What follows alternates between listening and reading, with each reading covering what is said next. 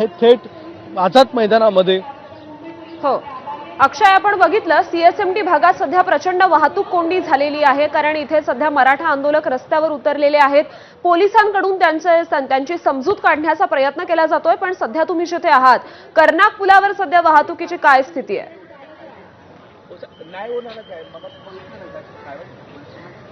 आपण आतापर्यंत जे सहकार्य केलं त्याबद्दल मुंबई पोलीस आपले आभारी आहेत। यानंतरही आपल्याकडून सहकार्याची अपेक्षा आहे।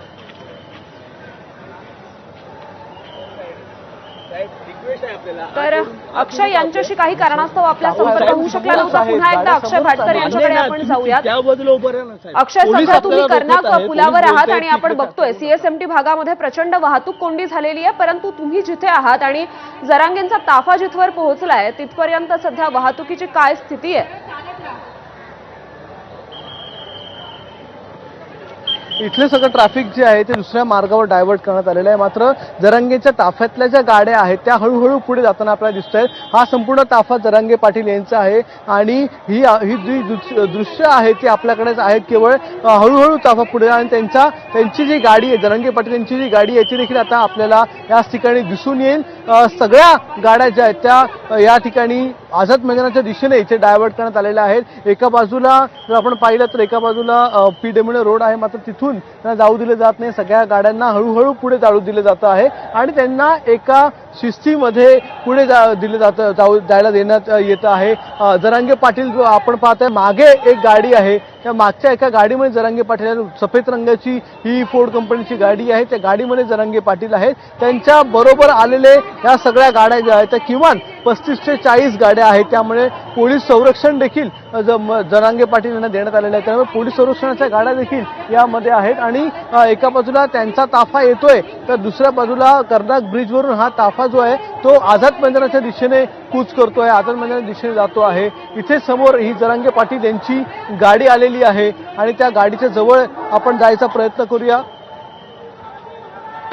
जरांगे पाटील यांची गाडी आता आपल्या जवळ आलेली आहे। आपण बघताय की मोठ्या प्रमाणात आंदोलक हे त्यांच्या सोबत चालत आलेले आहेत। हे थेट बीडवरून आलेले अनेक यामध्ये आंदोलक आहेत। बीड बरोबरच या ठिकाणी अनेक लोक जी आहेत ती वेगवेगळ्या ठिकाणावरून, जिल्ह्यावरून मनोज जरांगे यांच्या सोबत जोडली गेलेली होती आणि त्या जोडल्या गेल्याच्या नंतर आता हळूहळू हा ताफा पुढे निघालेला आहे अतिशय शिस्तबद्ध पद्धतीने आणि पोलिसांनी देखील एक वेगळी वाट त्यांना करून दिलेली आहे। त्यामुळे त्याच वाटेने जरांगे पाटील हे पुढे सरकत आहे। जरांगे पाटील यांची गाडी आपल्याला दिसते आहे आणि या गाडीमध्येच जरांगे पाटील बसलेले आहेत। आपण पाहताय या गाडीमधूनच जरांगे पाटील हे हळूहळू आता पुढे सरकत आहेत।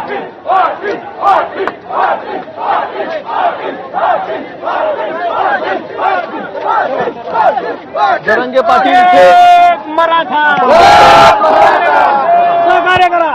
जरांगे पाटील झोपलेले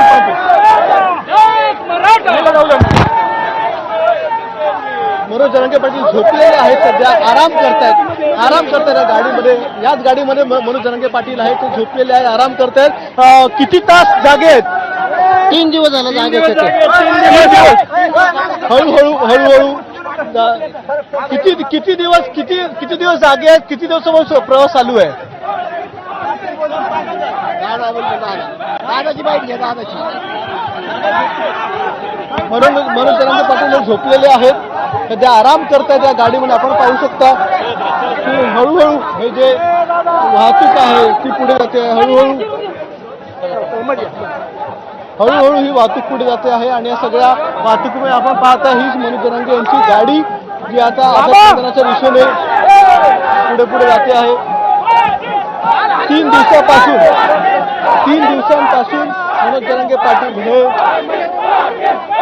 चालत आहेत किंवा निघालेले आहेत आणि तेव्हापासून त्यांना इथे झोप मिळालेली नाहीये, आराम मिळालेला नाही असं सांगण्यात येते आणि त्याच्यामुळेच त्यांच्यासाठी खास आता हा जो रस्ता आहे तो मोकळा करण्यात आलेला आहे आणि जरांगे पाटलांचा ताफा संपूर्ण ताफा पाहता हलकीच्या तालावर नाचणारे सगळे लोक आणि याच तालावर नाचत असताना आसपास आपण पाहता हा माहोल पूर्ण जो आहे तो भगवामय झालेला आहे आणि या गाडीबरोबरच हळूहळू पुढे जरांगे पाटील जे आहेत ते जाणार आहेत आझाद मैदानात। आपल्याकडे ही दृश्य आपण पाहू शकता। की या जरांगे पाटील यांना पोलिसांचं संरक्षण देखील इथे आहे आणि पोलिसांच्या या संरक्षणामध्ये हळूहळू एक मानवी साखळी तयार करण्यात आलेली आहे आणि या मानवी साखळी बरोबरच जरांगे पाटील देखील पुढे जात आहेत।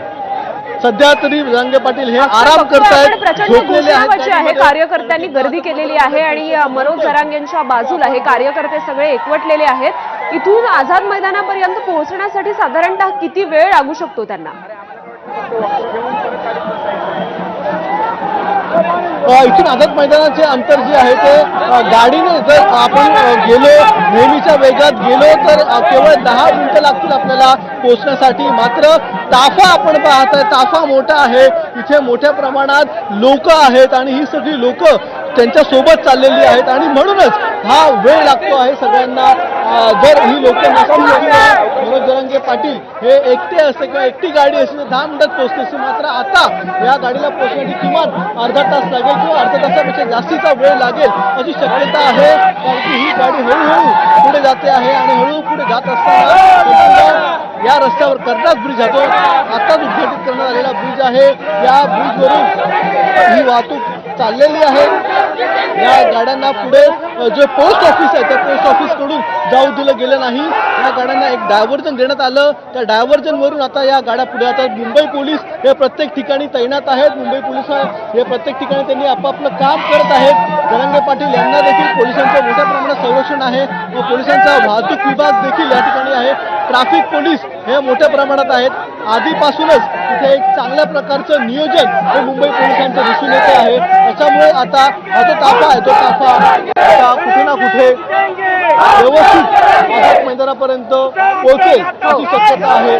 जरांगे पाटील सध्या आपल्याशी बोलत नाहीयेत आणि कारण त्याचं तेच आहे की गेल्या 3 दिवसांपासून जरांगे पाटील हे आंदोलनामध्ये आहेत, ते रस्त्यामध्ये आहेत, प्रवास करत आहेत आणि वेगवेगळ्या ठिकाणी ते त्यांच्या स्वागताला लोक उभी होती, मात्र आता जर आपण पाहिलं तर ते आराम करतायत आणि आराम करत असतानाच या ठिकाणी ते पुढे पुढे निघत आहेत। आझाद मैदान जे आहे, आझाद मैदान पर्यंत पोहोचण्यासाठी त्यांना किमान अर्धा तास लागेल अशी शक्यता आता सांगण्यात येते आहे आणि त्याच्यामुळे आझाद मैदानापर्यंत पोहोचण्यासाठी अक्षय, या संदर्भातले अपडेट्स तुमच्याकडून जाणून घ्यायचेच आहेत, तुम्ही सोबत राहाच। या दृश्यांसहित एक छोटासा ब्रेक घेतोय बुलेटिन मध्ये, आपण लगेच परत येतोय। बघत रहा एबीपी माझा।